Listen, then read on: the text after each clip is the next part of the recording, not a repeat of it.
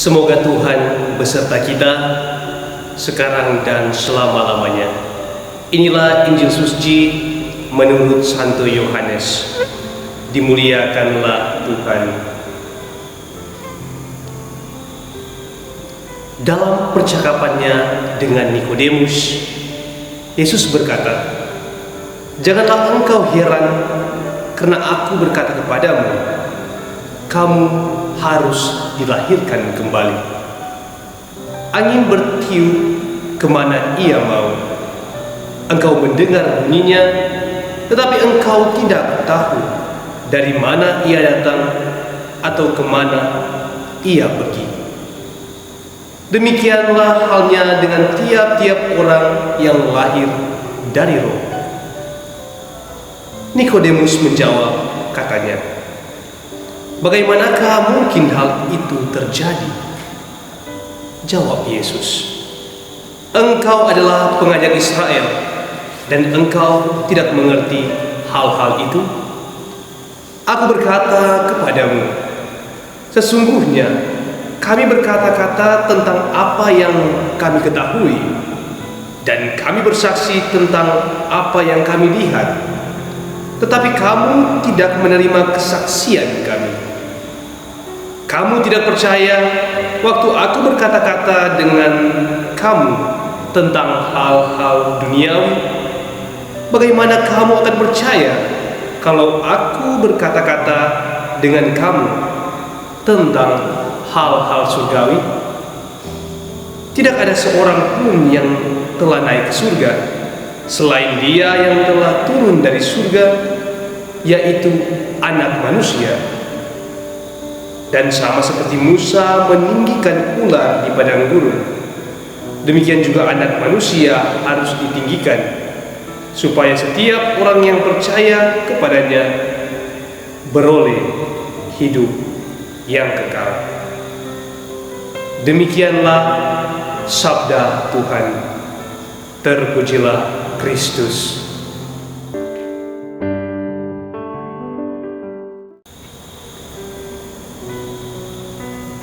Sukacita dan kebahagiaan dalam Roh. Bapak, Ibu, saudara-saudaraku yang terkasih dalam Kristus Tuhan. Seorang filsuf Yunani kuno, Plato, membahas soal kebahagiaan manusia yang ditinjaunya terlebih dahulu dari perspektif jiwa. Menurut Plato, jiwa manusia memiliki 3 bagian, yakni akal budi, semangat, dan nafsu-nafsu. Ketiga bagian tersebut saling berlomba untuk mengatur keseluruhan manusia. Jika bagian akal budi menang, maka ia akan menjadi manusia yang rasional. Artinya bahwa ia mampu berpikir secara kritis, secara sistematis, dan logis. Jika bagian semangat yang menang, maka ia akan menjadi orang yang berani, memiliki integritas diri yang kuat, memiliki komitmen dan konsistensi yang sangat kuat di dalam dirinya. Dan jika bagian nafsu-nafsu rendah yang menang, maka ia akan menjadi orang yang diperbudak oleh nafsu-nafsu rendahnya, nafsu makan, nafsu akan kekuasaan, nafsu akan ketenaran, dan lain sebagainya. Oleh karena itu, menurut Plato, kebahagiaan pada hakikatnya adalah upaya manusia untuk menata beragam hasrat, dorongan, dan keinginan yang beragam di dalam dirinya, sehingga ia bisa mencapai kondisi harmonis serta mulai mengarahkan hidupnya untuk mencapai tujuan yang bermakna bagi dirinya.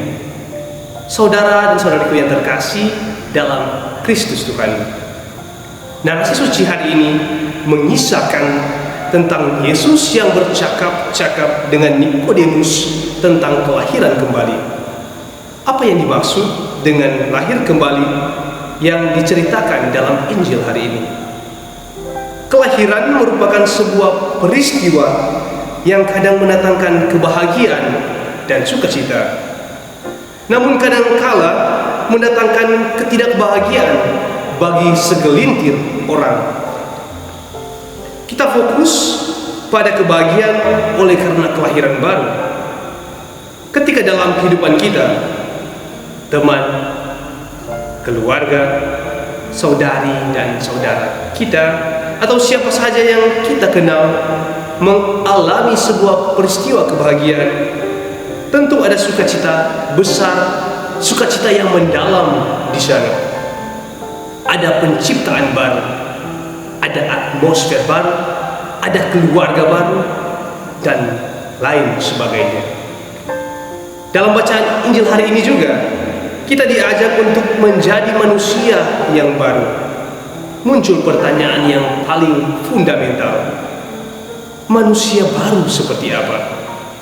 Saudara dan saudariku yang terkasih dalam Kristus Tuhan, menjadi manusia baru bukan berarti secara fisik seperti yang dipahami oleh Nikodemus yang tidak mengerti, tidak memahami maksud Yesus sendiri. Yang Yesus maksudkan adalah hidup dalam kebaruan, hidup dalam roh, dilahirkan secara baru dalam roh.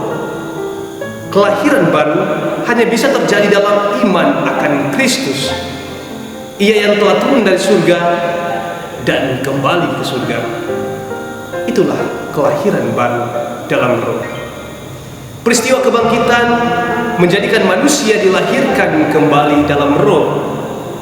Kita semua yang tadinya hidup dalam manusia lama, kini menjadi manusia baru dalam Yesus Kristus yang bangkit jaya dari alam maut. Rasul Paulus mengungkapkan dalam 2 Korintus 5 ayat 17, barang siapa yang berada dalam Kristus, dialah ciptaan yang baru, yang lama telah berlalu, sesungguhnya yang baru telah datang. Manusia lama ditinggalkan, manusia baru dikenakan kepada para murid, kepada kita yang mengimani Kristus. Mantil dari manusia baru itu adalah Yesus Kristus sendiri. Buahnya adalah mereka, adalah kita yang menjadi orang-orang berani dan cerdas dalam banyak hal, terlebih dalam hal mewartakan kebangkitan Tuhan. Saudara dan saudariku yang terkasih dalam Kristus Tuhan, di zaman milenial ini kita diajak untuk hidup dan bersatu dengan Yesus Kristus. Itulah yang menjadikan kita manusia yang baru. Tanpa kita hidup di dalam persekutuan bersama Yesus, kita tetap menjadi manusia lama, terjebak, terpenjara dalam sikap egosentris, iri hati, sombong, apatis, dan lain-lain. Hidup dan bersatu bersama Yesus menjadikan hidup kita lebih bermakna, bisa berubah, serta memiliki jaminan hidup yang kekal abadi bersama dengan Bapa di surga. Bapak, Ibu, saudara-saudara yang terkasih dalam Kristus Tuhan, pertanyaan kecil dan sederhana yang perlu kita renungkan dari bacaan suci hari ini adalah, sanggupkah kita memperbaharui sikap dan perilaku serta cara berpikir kita secara konsisten? Tuhan memberkati kita sekalian. Amin.